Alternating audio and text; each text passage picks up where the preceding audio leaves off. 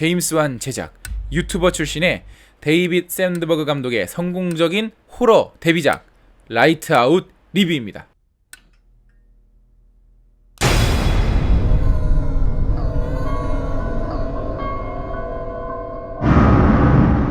정신병을 앓고 있는 엄마, 그와 함께 사는 아들은 밤만 되면 나타나는 괴이한 존재 때문에 잠을 이루지 못합니다. 그러던 중 따로 살던 그의 누나도 같은 존재를 목격하게 되는데요. 대체 이 존재가 원하는 것은 무엇일까요? 불이 꺼지는 매 순간 귀신이 나타나 관객들을 괴롭히는 호러 영화입니다.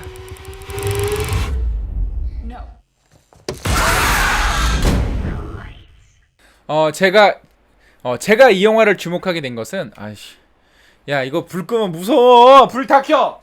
야 불 다 켜. 제가 이 영화를 주목하게 된 것은 몇 년 전에 유튜브에서 봤던 동명의 단편 영화 때문인데요. 아주 2분 남짓의 아주 짧은 호러로 관객들에게 굉장히 강렬한 인상을 남겼던 그 영화가 컨저링, 인시디어스, 소우를 만들었던 이 제임스 완의 발탁에 의해서 장편 영화로 만들어졌습니다.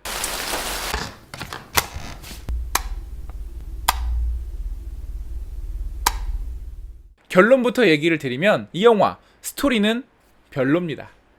그런데 무섭냐고요? 네, 이만큼 무섭습니다. 네, 정말 무서워요. 거짓말이 아니라 불이 꺼지면 나타나는 귀신이잖아요. 진짜 말 그대로 불이 꺼지는 모든 장면에 귀신이 나타납니다. 그게 너무 무서워요. 그래서 불이 켜져 있는 순간조차도 무서워요.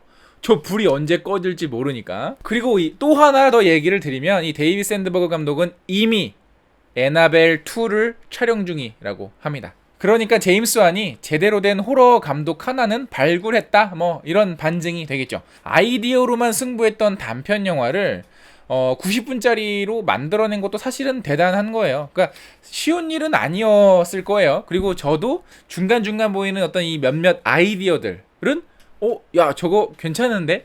라는 생각이 좀 들었어요. 특히 이 영화는 귀신의 정체를 파고드는 게 목적인 영화가 아니에요. 그러니까 보통의 호러 영화들은 어떤 이상한 존재가 나타나서 저 존재가 누구지? 대체 무엇이지? 그리고 저놈을 없애려면 우리는 뭘 해야 되는 걸까? 라는 이렇게 어떤 그 미스테리, 어떤 그 스릴러 구조로 간다면 이 영화는 아주 초반부에 이 존재가 어떤 존재인지 까발리고 시작을 합니다. 그 존재의 과거가 누구였는지 알려주기는 하지만 대체 이 존재의 정확한 어떤 그 정체, 이는 어떻게 정의를 내려야 되는가에 대해서는 설명을 전혀 하고 있질 않아요. 사실 이런 호러에서는 어떤 이게 명확하게 설명이 되지 않아야 좀 더 이렇게 찝찝하고 조금 더 이렇게 무서운 여운을 남기니까. 그래서 오히려 컨저링보다는 애나벨에 좀 더 가까운 그런 영화입니다. 그러니까 이야기보다는 공포 현상, 어떤 호러 장면에 조금 더 집중을 한 그런 영화라는 거예요. 그뿐만이 아니라 이 다이애나라고 하는 이 귀신의 존재 자체에 대해서도 관객들이 계속 생각을 하게 만들어요. 과연 저 존재는 정말로 어디서 온 존재일까?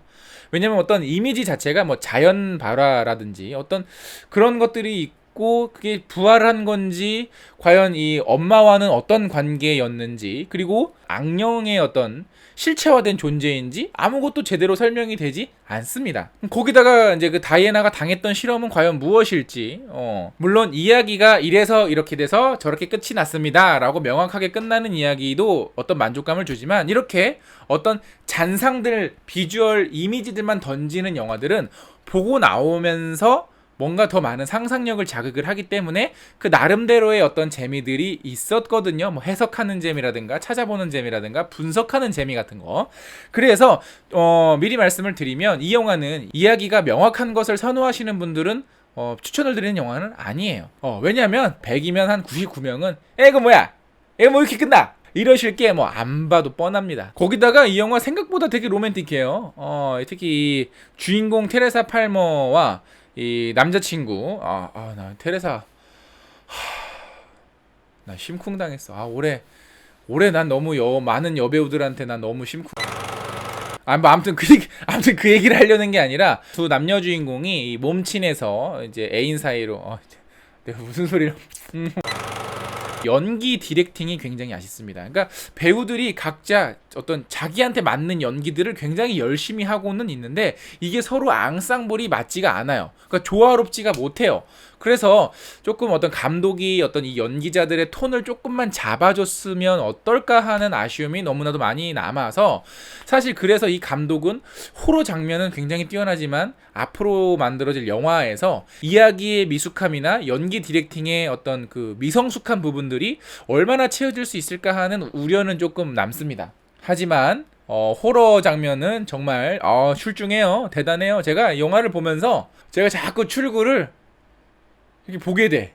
호러 장면 자체야 뭐 이 감독이요 워낙에 이 놀래키는 데는 선수라서 정말 뛰어나고 뭐 무섭습니다. 많이 놀래실 거고요. 정말 불이 꺼지면 매 순간 나타납니다. 과연 앞으로 호러 영화를 만드는 그 감독들은 대체 어떤 영화를 만들어야 관객들이 놀랄까? 어떤 영화를 만들어야 사람들이 무서움을 느낄까 고민을 많이 하게 될 거예요. 뭐 이제 TV에서 귀신 나오고 뭐 이불 속에서 귀신 나오고 이제 뭐 불만 꺼지면 귀신 나오는데, 호러 영화 팬이라면 그리고 또 어차피 요새 열대야라서 밤에 잠을 못 이루시는 분들이라면 보러 가십시오. 보고서 더 잠을 못 이루세요. 예. 이 영화 심야 타임에 보고 나오시면 절대 집에서 불 못 끕니다.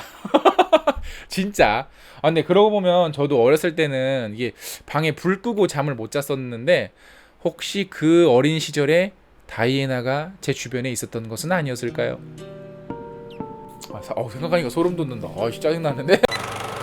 영화 보고 오셨으면 댓글로 많이 의견 달아주시고요. 영상 재밌으면 좋아요 누르는 거 잊지 마시고, 구독 버튼 아직 안 누르셨으면 구독 버튼 콕콕콕 눌러주세요. 그럼 전 다음에 더 재밌고 무서운 영화로 찾아뵙겠습니다. 그럼 전 다음에 만나요. 안녕. 오늘은 무섭게 리뷰 안 했다. 불 꺼지면 무서워. 귀신 나타난단 말이야.